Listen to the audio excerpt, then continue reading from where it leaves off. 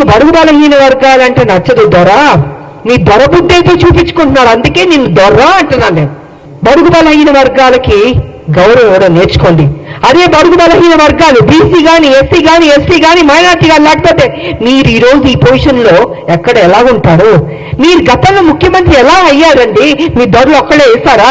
ఇంతమంది ఓటు వేయబట్టి మీరు ముఖ్యమంత్రి అయ్యారు, ఇంతమంది త్యాగం చేయబట్టి మీరు ముఖ్యమంత్రి అయ్యారు. అది గుర్తుపెట్టుకోండి దొరగారు. నిన్న వేయడం కాదు రామలమ్మ మీద, నీలా తిరిగి బంధం నేను మాత్రం కాదు, గట్స్ ఉన్న మహిళని, త్యాగం చేసిన మహిళని, నా ఆస్తులు అమ్మి పెట్టారు తెలంగాణకి. ప్రతిరోజు మీరు నన్ను అవమానించారు, నాతో పని చేయించారు, నేను ఉద్యమాలు చేశాను. నా పార్టీ, నా తల్లి తెలంగాణ పార్టీ ఉంటే మీరు హింస పెట్టి ఆ రోజు జయశంకర్ గారిని నా దగ్గర పంపించి విలీనం చేయండి అని చెప్పింది మీరు కాదా? నేను విలీనం చేస్తానన్నానా? నేను